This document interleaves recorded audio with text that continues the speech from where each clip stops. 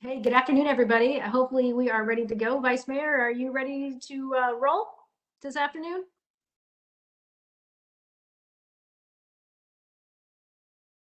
I know the Vice Mayor was having some issues getting on, so we're going to go ahead and get started here just out of respect of everybody's time. It's 15:05 or 3:05 p.m. And the Vice Mayor and I would like to welcome everyone to the Workforce Readiness Economic Vitality Meeting, REV that Alex likes to call it. So I would like to go ahead and call the meeting to order. And as many of you know, due to concerns over exposure to the coronavirus, the city has implemented measures to protect our community, including the closing of council chambers and limiting public attendance to electronic means only. So members of the public may attend the meeting virtually through Cisco WebEx events. If you haven't already, if this is your first one, welcome. And you can also view the meeting recording by visiting tempe.gov/rev. And for more information, I'd be more than happy to give you Alex's cell phone number, but I don't know it by heart. So with that, I believe the Vice Mayor is also present. Vice Mayor, are you there? I'm here. Sorry, I couldn't get on earlier. No, that's okay. We're good to go. Do you want to roll and get things started with our very first review of the meeting minutes or anything like that, or you want me to take it? Yeah, go ahead. I'm still getting situated. Okay, that sounds good. Not a problem. What I'd like to do is just take a quick minute. Included in our background packet is the second meeting on our agenda item is a review of our committee meeting minutes from May 24th and June 28th. Actually, Vice Mayor Keane, do you approve or agree with our minutes? I do. All right, very good. I agree also. So those are good to go. And also the next item on our agenda is the public comments. And Alex, did we receive any public comments at this time? We did not receive any public comment cards at this time. Okay, fantastic. And I know there's a public comment piece I'm supposed to read, but I just would like to say that we always welcome public comment. One of the things that the city of Tempe really does value and certainly does appreciate is the opportunity and the thought that we encourage and welcome the input from our community. So anytime, you're always more than welcome to. So thank you so much for that. Okay, so Vice Mayor, I'm going to go ahead and turn it on over to you for our first item.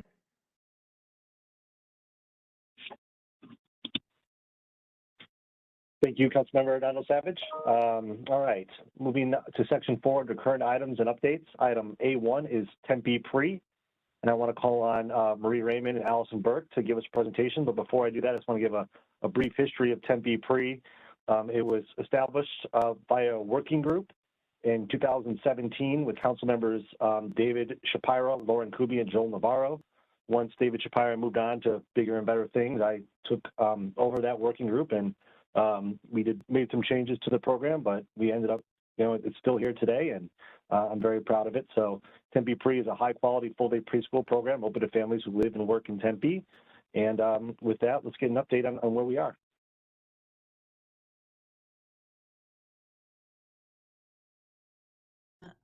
Good afternoon, Vice Mayor and Council Member. I am Marie Raymond. I'm a Human Services Manager, and I oversee the Education, Family, and Community Support section of the Human Services Department. And with me today is Allison Burke, who is our Tempe Pre-Supervisor. And we're here this afternoon to provide an update and research findings from the Tempe Pre program. Tempe Pre aligns with Performance Measure 3.06, which is to achieve a percentage of Tempe 3- and 4-year-old children that are in quality early learning settings greater than or equal to the statewide goal of 45% by the year 2030. And this fits within the Council Priority Quality of Life. Joining us this afternoon is Paul Perot. He is the Senior Vice President for Community Impact and Learning at the Helios Education Foundation. And Paul is here to present the findings from their recently published brief. So I'm going to turn it over to Paul to speak to that. Thank you so much. And really, we're just going to do a quick little initial discussion of the findings of our brief and the work that we've done with Tempe. So if you could go to the next slide. I wanted to first talk about, why Helios became involved. Helios, number one, we have 4 fundamental beliefs that really are a big part of our work. Community, equity, investment, and partnership. And our goals really are to improve education along that continuum, all the way from preschool to college completion and college admission, and really to improve education for all students. Third grade is one of those important years of learning, and we think about preschool and having pre-K as the ability to really get more students prepared for that.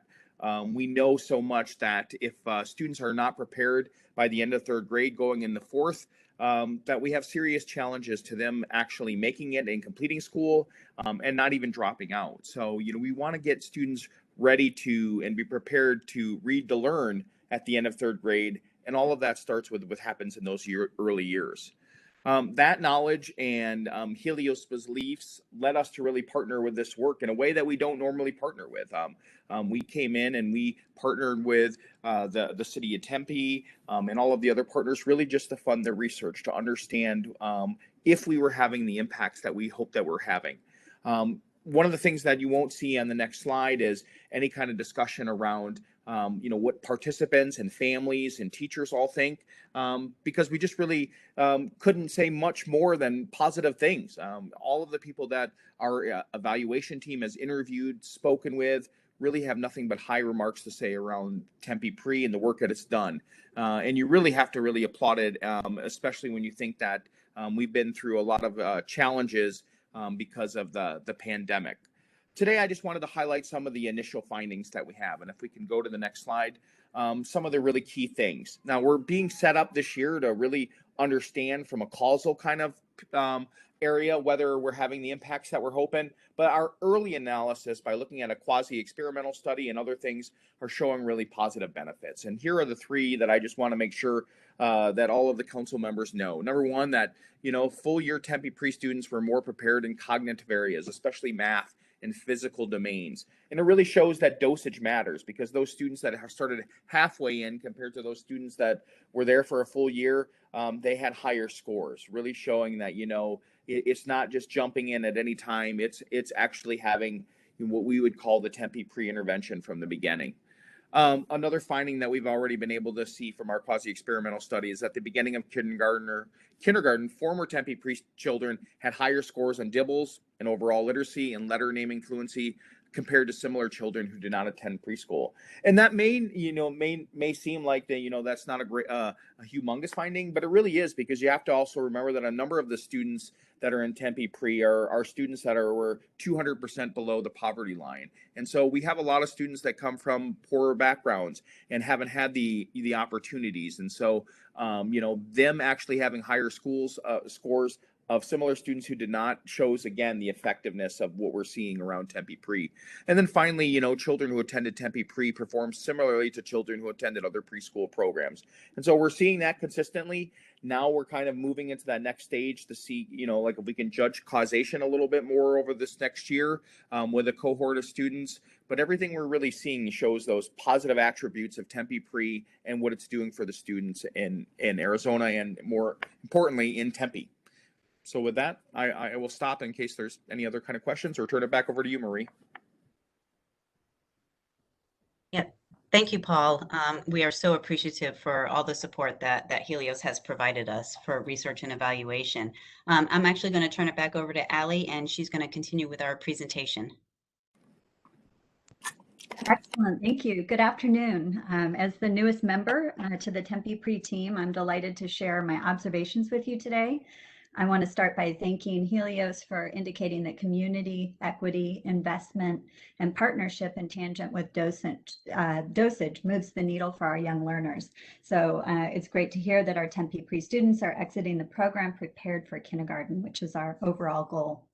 That in and of itself is a success that's worth applauding. And when you think about Tempe Pre's 5-year journey from pilot to program, which I've been kind of watching from the side as a city employee, and then through the pandemic, there's just a lot to celebrate. So Tempe Pre was already an engaged learning community prior to the pandemic, which made us perfectly prepared to meet the need that took the world by surprise, which is really our why actualized. So as you're looking at this slide, a staggering 75% of Tempe Pre families needed and used the in-person camp alternative while the school district was closed in 2021.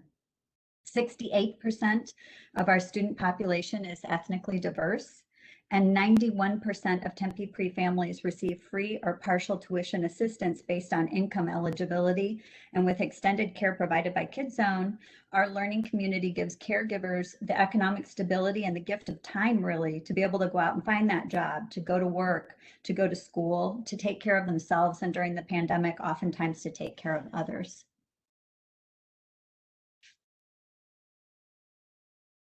Okay. There we go. A preschool community does have value, and prescribing a system of supports benefits the child, the family, and the professionals who are at the heart of helping them along their educational journey. When a community recognizes the caregiver as the child's first teacher and wraps a system of supports around the family need, the resource navigation is streamlined and the financial support becomes braided. As you're taking in this really bold graphic, that beautiful family and a smiling teacher, I just want to remind you that we're facing real challenges in the classroom as the pandemic continues to rattle our schools. The good news is that Tempe Pre is success in motion. So with our quality improvements and supports in place, it's all happening in real-time collaboration between all of these entities on the screen.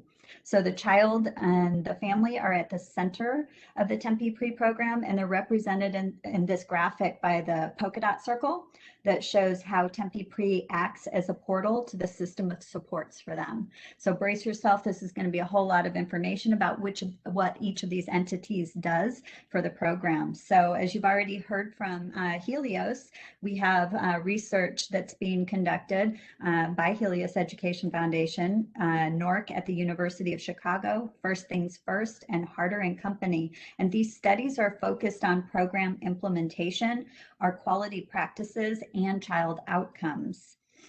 So they're helping us understand if we're doing what we're doing and if we're getting what we're hoping to get out of the program.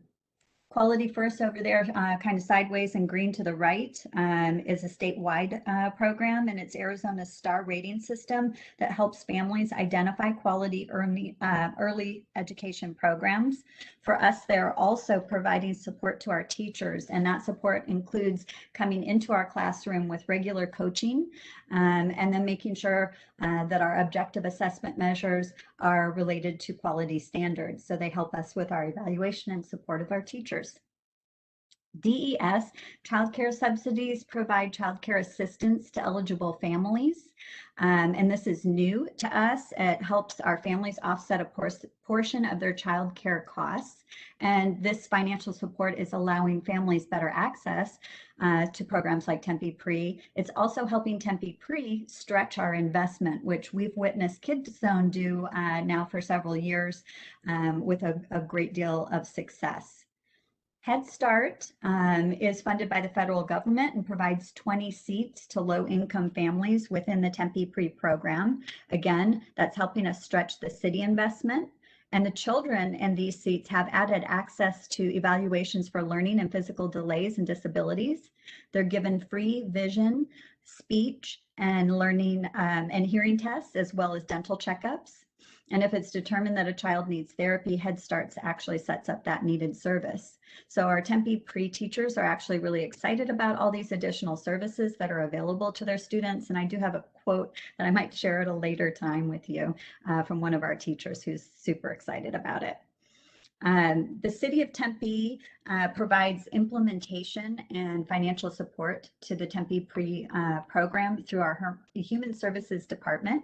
And the supports include family advocacy, referrals, navigation of supports, parent education, and enrollment in preschool and the extended care, which is provided by KidZone, as I've mentioned.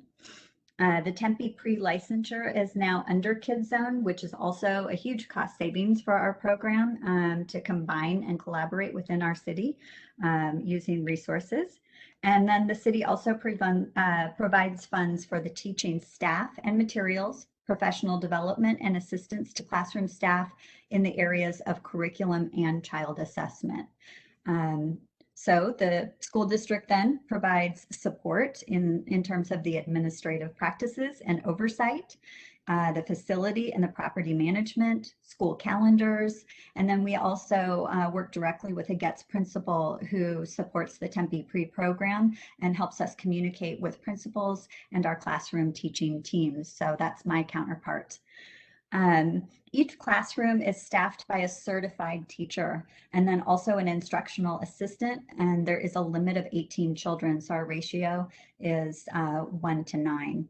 The classroom teaching team collaboratively implements the high scope curriculum in lesson planning, as well as we do progress monitoring through Teaching Strategies Gold in all of our quality learning environments. Kind of as a note of pride, and like I said, I'm pretty new in the program and already bursting with pride. It's pretty cool to come into a program where all of the staff, the teachers this year, are all returning to the program. So they have endured the pandemic, they're coming back for more, and several of our teachers will celebrate 5 years with the program. So we've got anniversaries this year as well. So leveraging support has value for our families and the economic landscape of our community as well. When we surveyed our families, 69% expressed that access to Tempe Pre improved their family's financial stability. 68% said that their enrollment allowed a family member to return to work or to increase their work hours. And 15% reported that they were able to obtain secure housing, and 12% of our caregivers returned to or enrolled in school. So what happens when our families are supported? Well, we recently heard from Jessica Keane, who's one of our parents, and over to the left there, you'll see her daughter, Adeline. That's a picture that is actually from summer camp and water day. Jessica has this to say about her experience with the Tempe Pre program. We've been blessed to be part of the Tempe Pre program since its inception. The impact of the program over the last 3 years has been profound on the overall well-being of our family. Not only has the program provided access to high quality early childhood education for both of my daughters, it's also afforded me the opportunity to continue to advance my personal education and career. During this time period, we have seen a 44% increase in our gross annual income. This life-altering increase would not have been possible without this program. My gratitude for Tempe Pre staff and all of those that support the program cannot be put into words. Thank you for supporting a program that allows our community to reach our full potential. And with that, I will turn it over to Marie. Great. So thanks to the longevity of the program to date, we've had great processes and policies put in place. Our program is highly regarded throughout the Tempe community and throughout the state, and this is evidenced by high program satisfaction results from families taking our survey and by the large wait list of families wanting to access Tempe Pre. Currently, we are at capacity and we have 132 families that are currently on our wait list. Next slide. So this gives an overview of the total budget for the program. So the cost of running Tempe Pre and its current capacity. So right now we have 11 classrooms and serve 198 children. So the total budget for that is a little over 1.9 million. As you can see, the majority of that is for Tempe Elementary, and that is for largely for personnel, but also includes food and classroom supplies. The operations of the program at a little over 300,000, 2/3 of that is for staff salary. So we have 2 city staff that help to run the program, and the remaining third is for supplies, food, our PIO and marketing of the program, and also for our participation in the Quality First program. You can see there our money set aside also for Kids Zone, so that's so we can provide that before and after care for our families. And then to offset the cost, we do bring in revenue from tuition and fees at around 330,000 a year, plus additional sponsorships. Next slide.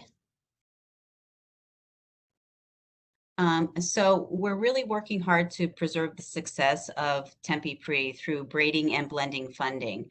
And this braiding and blending assists in sustainability through coordinated financial assistance from several sources, while allowing each individual funding source to maintain its identity. So as you can see, the City of Tempe's contribution is 1.5 million. As I just mentioned, we do offset that through tuition. So we have half and full tuition paying families. And so again, that revenue is around 330,000 is what we anticipate for this year.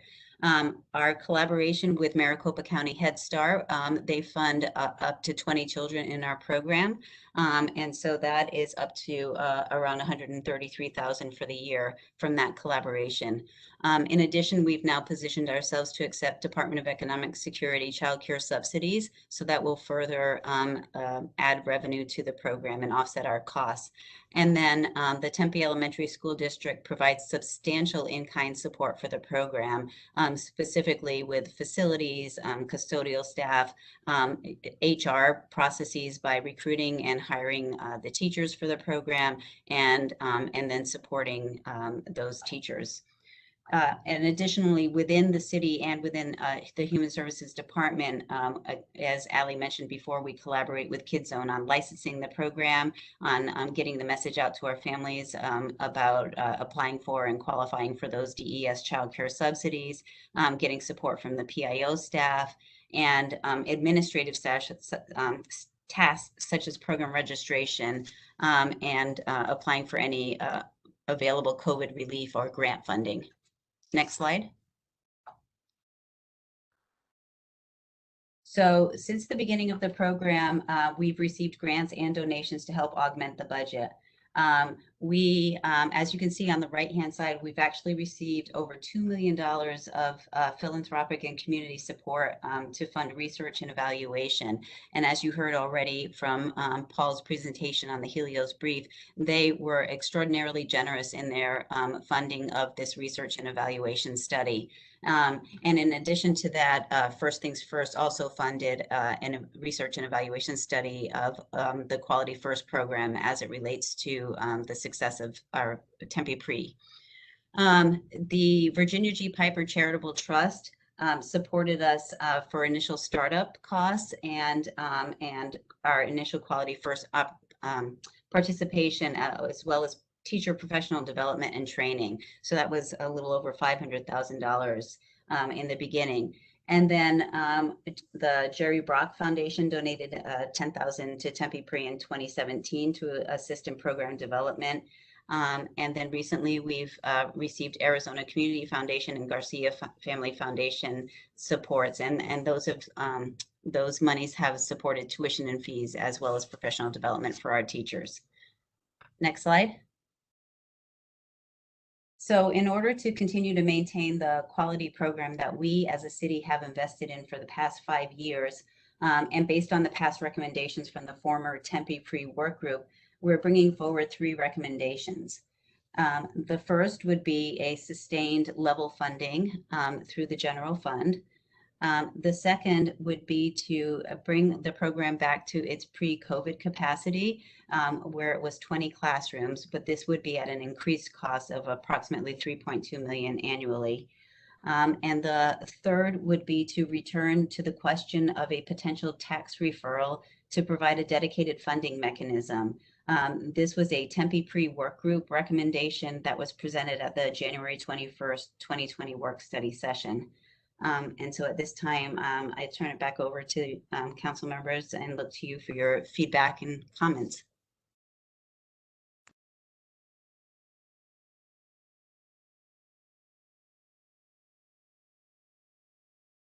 Thank you very much for that. Councilmember Nat Savage, you want to go first, or do you want me to speak first? Yeah, either way, Vice Mayor, go. It's up to you. But Yeah, sure. Go ahead. oh, sure. Well, I guess my thought is, and I'm not really sure, Vice Mayor, where we are here in this aspect, and I'm just trying to put things into context. Are we just reviewing, kind of giving feedback or anything like? Is that kind of our role here today? Yeah, that's my understanding. Yeah, is to kind of speak to the program as it currently exists and discuss ways what it's going to look like in the future. Okay, copy that.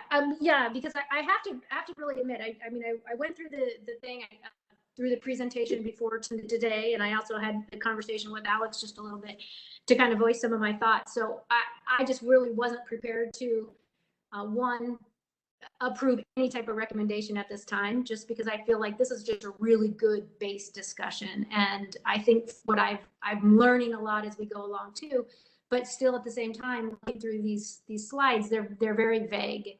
And you know me, I'm a visual learner, so I really like to see things in front of me and really understand the true difference. But I do want to just commend and thank you, Paul, for being here. I really do appreciate your collaboration and your partnership. I mean, everybody that's really been a part of this initiative, I think have worked extremely hard and been so passionate about being able to get this done. And Vice Mayor's, kudos to you to, you know, picking up the ball after that committee kind of got dissolved a little bit, but you've definitely done your due diligence and have done a really good job of supporting this program. And it's so great to see all the kids and the families that have been impacted by it. So that's really been phenomenal. And I think we all kind of knew that was going to happen from the very get-go. So I guess what I'll do is I tried as fast as I could. Allie, you did such a good job on this presentation, and I was trying so hard to write down my notes. So I might have to kind of work with you a little bit after, but here's kind of some of the things that I'd like to see. And of course, I think it would be really great to get some of our other stakeholder feedback, you know, the ones that were involved when we actually created the program and the evolution of it. So I talk about the evolution of the program. I'd really like to see kind of where we are and where we were and where we are now, and that to be in some type of a chart. So when it comes to like enrollment, the makeup of the individuals that are participating, whether they are free and partial funded with tuition, how those resources are used, because the fact that I wrote in here 91%, let me see, no, 75% actually have used some of the resources through COVID. I mean, that's pretty phenomenal. I think the ability to be able to touch families, to me, is really just kind of one of those unexpected outcomes that we didn't really think about when we put this together. And I think that's definitely been a huge positive. So it'd be really great to get that. And I know, Marie, you said 91% are free or partial tuition. But it would be good to see that breakdown in some type of a graph. That would be really helpful for me to be able to see it that way. And then also when we talked about, when Paul mentioned all the success data and how these students that have been in pre-K are above the non-preschoolers, I'd love to see that in a chart and to really just kind of get a concept of what that specific data looks like. And I know you probably have it, and I love being able to see like the collaboration and things like that too. And then so Allie, as much as I love those the large color bubbles, those were really cool and bright and colorful, just like you said. But if we could kind of put dollars amounts to that, and it would be really kind of helpful for me just to be able to kind of see what that looks like. In my head, I wrote it down here as much as I could, but I'm still kind of just missing a few things. And then Marie, it'd be great to know about the wait list, the 132 that are on the wait list. I'd love to see how that wait list has evolved over time. I think that would be really great, and what those individuals are qualifying for, if they're even pre-qualified to be partial, or if they qualified to be free. That would be really good to see that too. And I guess one of the things that also that I see, which is pretty amazing, is we've had so much partnership that people really did believe in what we were doing and believed in the concept. And it was so nice to see so many people really talk about, you know, research and professional development and making sure we got things off the ground. And I think what would be really great now is I'm wondering, are there any other organizations that are doing pre-K that are actually getting grant funded for operations, or is that just something that doesn't happen? Because for me to really understand and to make any type of recommendation, I just want to make sure we are doing our due diligence for the community and really maximizing every opportunity to, one, ensure that we are tapping all the right resources, partnering with all the right people that can really help us with that operation piece. That would be really helpful and super beneficial for me. And then also just to kind of get the evolution of the breakdown of when we started doing the partial pay, Marie. I know we did that at some point, and kind of what that looks like. Because I know you said here the 330,000. Is there more room to expand that? What would that look like? I feel like you've only given these 3 recommendations just based on what we know and not necessarily thinking outside the box or being flexible.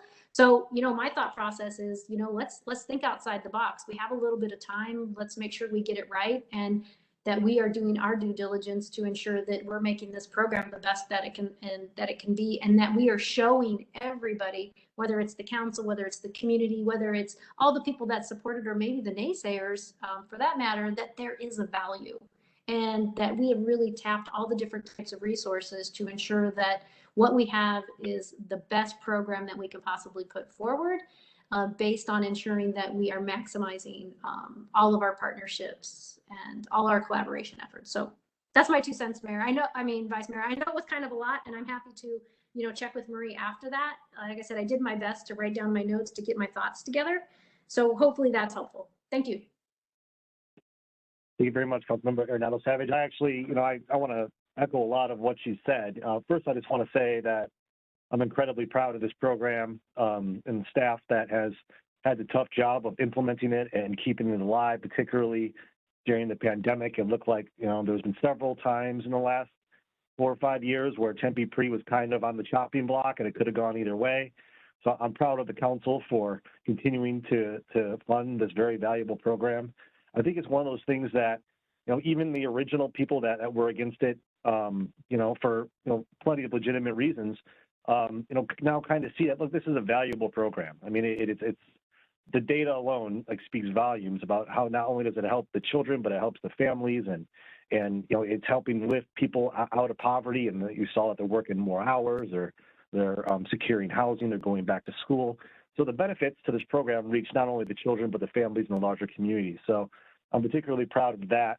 It's not something that I don't think many people anticipated when we first launched this pilot, back in 2017, that it would have such a positive and profound impact on the families that are able to participate. So that's certainly fantastic. And of course, the children are getting a high quality early education as well, which, study after study shows will give them a leg up throughout their lives. So I'm very proud of Tempe Pre, and certainly want to see it continue in the most robust form possible.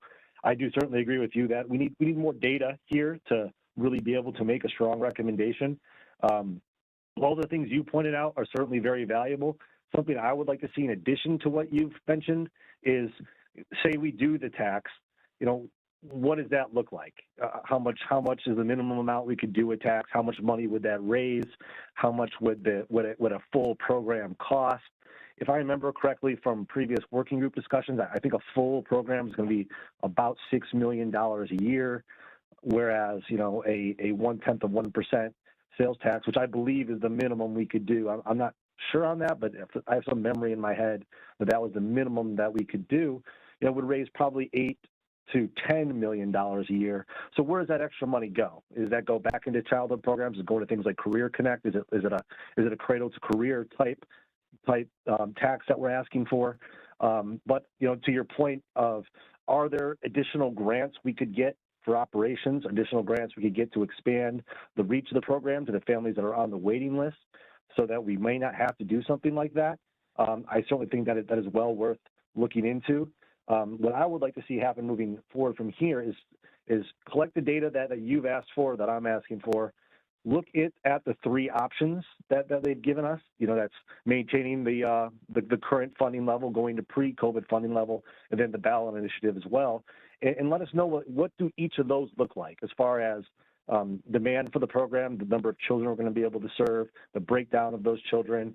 Would a 0.1% sales tax increase, would that get the program to the point where everyone in Tempe who wants to participate would be allowed to participate? That is certainly something that is very important to me, would be, equality of access to the program, independent of, family income levels, because I certainly would want to keep that sliding scale, because, ultimately it does save the city some money and make sure that we're giving the most resources we can to the people who need it the most. So I certainly do think we need some more information around, this is a high level presentation, and I'm certainly very thankful for it, but we really got to kind of get into the numbers here to decide, what's best for this program moving forward.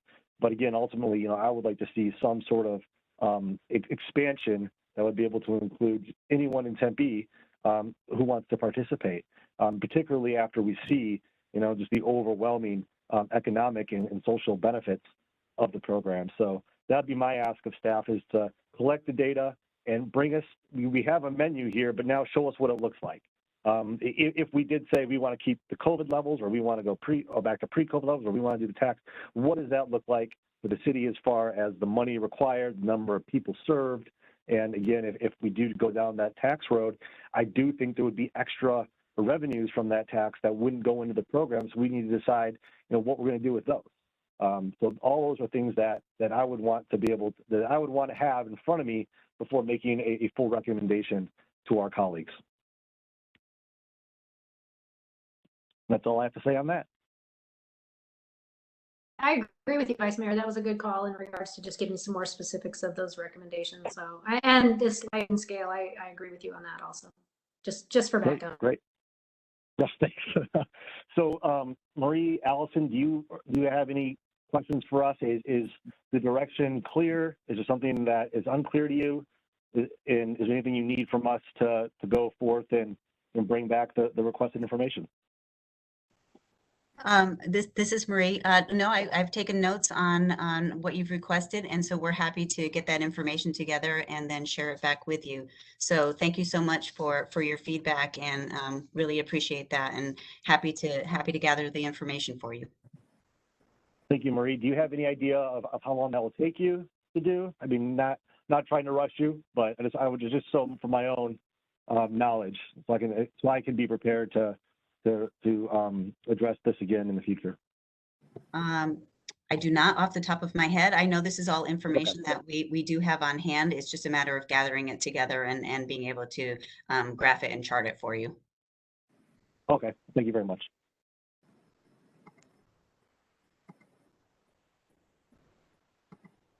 Vice Mayor, if you're good, you want to go, we're okay to move on to our next item? I'm okay. Okay, cool.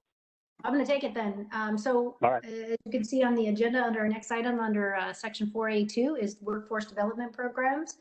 And it's kind of interesting because as a priority for the council is really not only to just not only enhance, like we just heard about Tempe's pathway to becoming, talking about cradle, but also to career. And so this next one is just really perfect when we talk about workforce development and career readiness.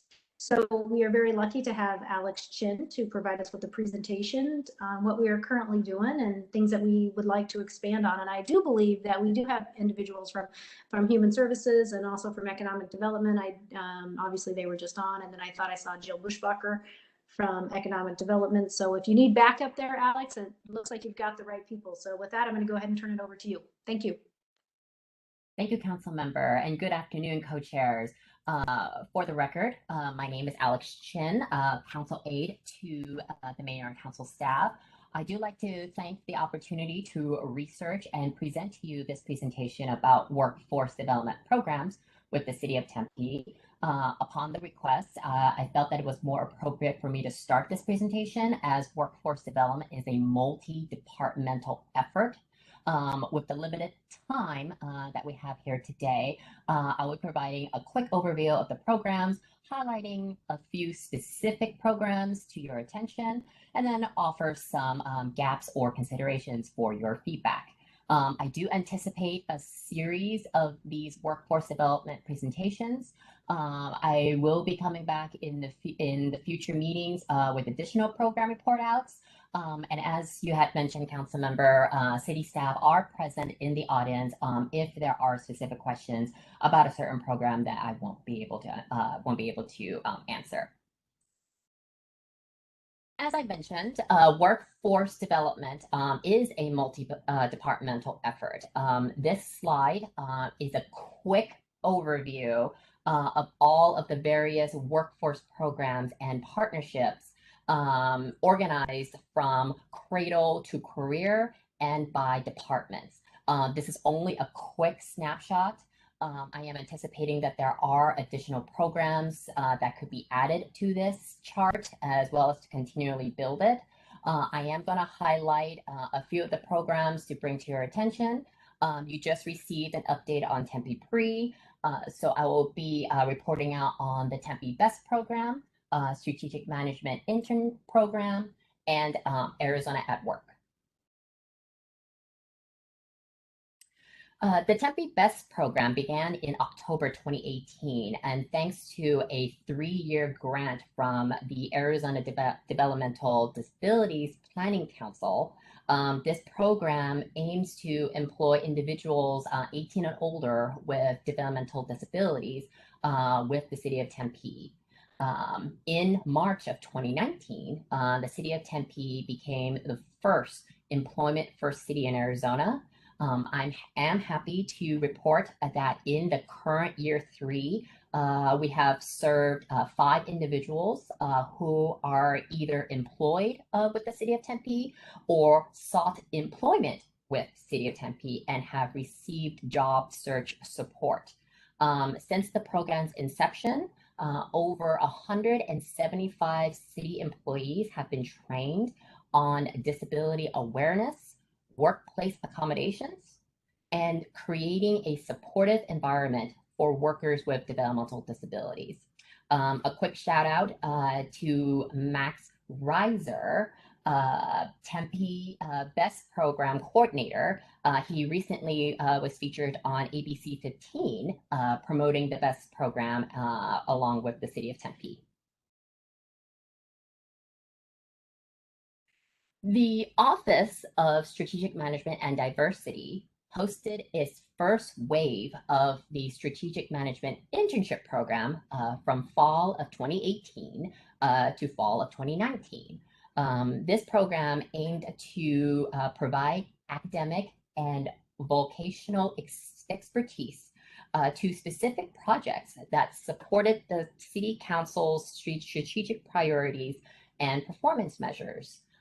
The intern candidates were selected through a matching process based on the intern's skill, knowledge, and abilities best suited to advance the project's needs.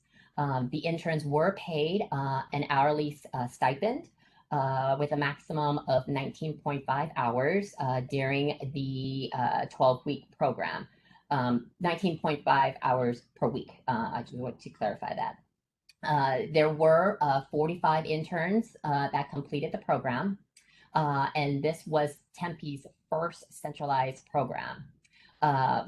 My words don't necessarily convey how impactful this internship program was to both the interns and to the city. So I would like to show you a 2-minute video about the internship program.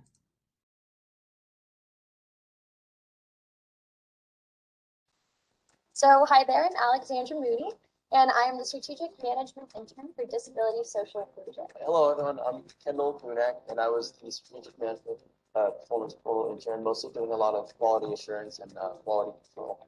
Hello everybody, thank you for making time being here and listening to our projects. My project is detailed government and community engagement. Hi everyone, my name is Raquel Torres, and I did the grant standardized reporting. The city of Tempe started an intern program, and it's the first centralized program we've ever had. And its main goal was to advance the council priorities. And so departments provided projects that they thought would accelerate the achievement of the goals. And those projects were then matched with interns who had the skills, the knowledge, and abilities to bring their academic life into real world challenges. I give a 5-minute spiel just on what PAS does, but here's the elevator pitch in a 2-story building. Basically, patients who frequently call 911 for non-emergent chronic medical issues aren't well served by emergency treatment. It's just a mismatch of resources.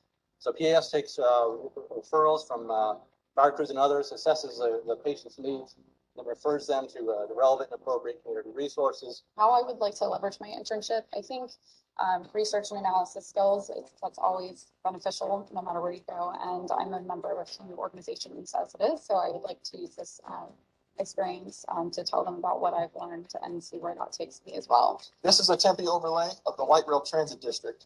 This is a half-mile buffer of all directions of the light rail orbit, which is about a 5-minute walk. So we are zooming in to the Apache and 101 intersection. We'll be moving westbound.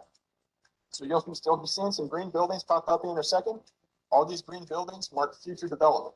These are buildings currently under construction or in some phase of the planning department.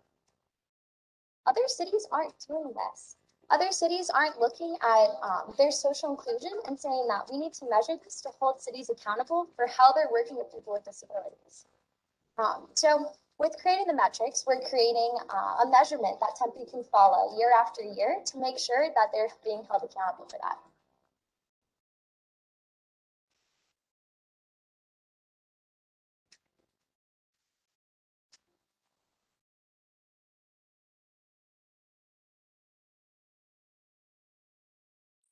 And that's the end of the video. And I also like to mention that this video was actually created by one of the interns in the program. Another highlight of the internship program is in the fire department. We have an intern that's assisting that department, Data Dan, with a lot of their data crunching and information in the fire department. Arizona at Work is part of the city-wide workforce development network and provides services and resources to job seekers as they pursue training and employment opportunities. Services such as resume and job search assistance, as well as mock interviews. They also assist employers in recruiting, developing, and retaining employees that fit their needs. A quick shout out to Carter Ellis, who is the Workforce Development Coordinator for Arizona at Work. His work with this program has been phenomenal. It is projected that he will be assisting over 1,000 clients by the end of this year. Carter Ellis recently moved back to the brick building at the library and is actively seeing clients.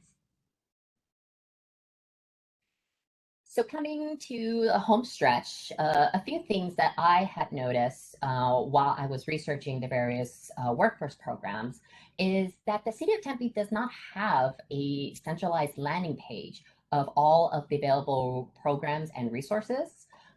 So I feel that it might be beneficial for the city to create a landing page as well as a navigating tool, such as like if you are a student, then this tool will show programs A, B, and C that the student will be eligible for to further their workforce development.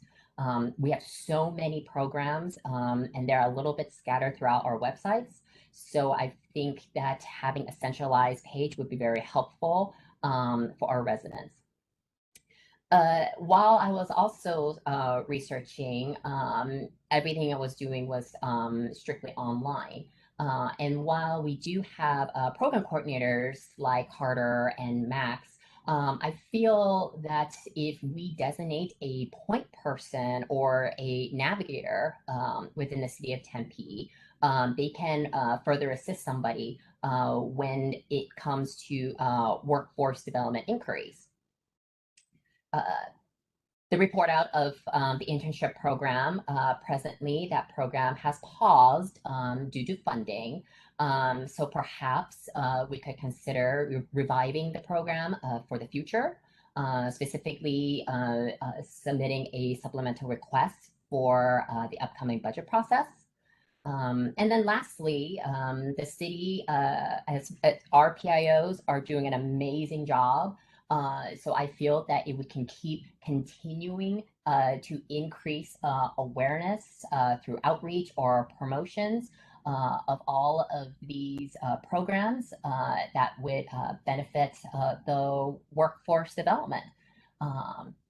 So with that, city staff, like I mentioned, are present in the audience if there's any specific questions. But I look forward to hearing your feedbacks and comments. Thank you.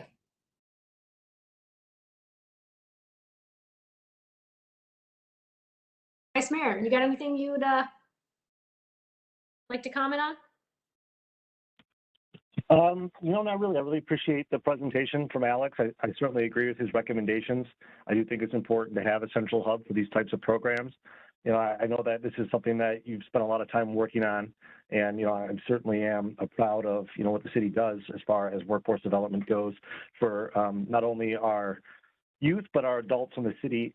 So yeah, anything we can do to to make the programs more accessible and more, I guess, like more public would certainly be helpful. So, updating the website, I'm always a fan of that. As you know, more information, the better on the website. Certainly make it easier to find. Sometimes things can be quite difficult to find on our website. But yeah, anything we can do to kind of get the word out there further and, expand the scope of any of these programs, I'm usually, if not always, in favor of. Yeah, I agree with you, Vice Mayor. I think that's great. I love the idea of bringing back the internship program. I think that was really super successful. So I think it's really important that we try to find a way to make that work, and just the success of Tempe Best to ensure the success in the future of that. To me, these are just really ripe for the opportunity, I think, for, hopefully outside partnerships, if not, going through the budget process and the supplemental process. I certainly understand that, but I think they're just such valuable programs. Hopefully we can find some others to help partner with. And the one thing that's on here too is, I didn't notice, Alex, I know we talked about it, I think and what we're doing in regards to helping those kids that are in high school kind of really understanding what definitely kind of careers might work for them, or careers that they might not even know existed. And that's a really great partnership with the Tempe Chamber of Commerce. And to ensure that future, I think that's going to be one of the things that needs to make this list too when we talk about Cradle to Career. So not only Tempe Pre, Tempe Best, the internship program, but also Career Ready. So those would be the things that I would want to make sure that we keep our eye on the prize on, and then just see what we can do for resources that may be available, grants that may be available. I think a commitment from the city to me is one of the things that is a valuable program, and having that centralized focus would be helpful too. So thank you so much for that, Alex. I don't know if there's anybody else that wanted to add anything from either department, but just to say thank you for what you guys do and continue to do. And also a big thanks to Carter. I know Carter hasn't been with the city all that long, but has done some really remarkable things, and really is changing people's lives, which is exactly what we try to do every day. All right, Alex, was there anything else? That is all for my presentation. Thank you for the feedback, and I will work with staff on moving forward. Okay, sounds good. And I think, Vice Mayor, we just have announcements, Yeah, new items for consideration. Yeah, new items. Go ahead. Okay, go ahead. Well, mine's not necessarily a new item. I know one of the things that we talked about was the military banner program, and we approved, and now is up and full running. And one of the pieces of that was just to make sure we have a really good connection or a point of contact when it comes to our veterans initiatives in the city of Tempe. So I would just like to kind of bring that back and see what that process looks like, just to ensure that all of our veterans initiatives are staying on the forefront of their focus. We've got a centralized voice that can ensure their success well into the future, if you're okay with that. And yeah, absolutely. Okay. And then one of the things I know you and I kind of talked about a little bit too, Vice Mayor, was just kind of trying to understand for us to get a point in time type of picture of the city. And, I can talk a little bit more with economic development and even probably human services, but when we were talking about the census, we have the census data that now just came out. We've worked so hard to bring new jobs to the city of Tempe, and just kind of get a picture of what the city of Tempe looks like at a glance. I think would be really helpful for not only this committee when we talk about economic vitality, but I think the council as a whole. So I might have to work through that to just figure out specifically what that might look like, but I do think that data would be extremely helpful, being able to pull it all together. If you're good with that. Yeah, sounds good. That's all I got. What about you? Okay, yeah, this is something that I kind of got the idea from you and Councilmember Kuby's equal pay program, and I would like to look at some sort of voluntary business vaccination certification where they can get a sticker or something from the city to hang up in the window saying, look, our employees are vaccinated. I know that a lot of businesses are moving towards mandatory vaccinations. My employer is one of them, but they don't operate in Tempe, obviously. So, I think there's a lot of places, different restaurants and little stores. I want to use the word mom and pop shops, like changing hands, that might want the members of the public to know that this is something that they're taking seriously and that they are requiring their employees to be vaccinated. I don't think that the city should be in the business of policing this. It's kind of be an honor system type thing. But as people as the vaccine, just got approved today, full approved by the FDA, the Pfizer one anyway, and I'm sure the others will follow. People are concerned. There's vaccine hesitancy. I know Tempe is more of a forward-thinking community, so I'm sure there's not as much vaccine hesitancy as there is in other parts of the country. But, folks, I think are still a little bit concerned to go out and frequent their favorite businesses because they're worried that people might not be vaccinated around them. So I think some sort of voluntary certification program to say, hey, this is something we're taking seriously, and we expect our employees to do so as well.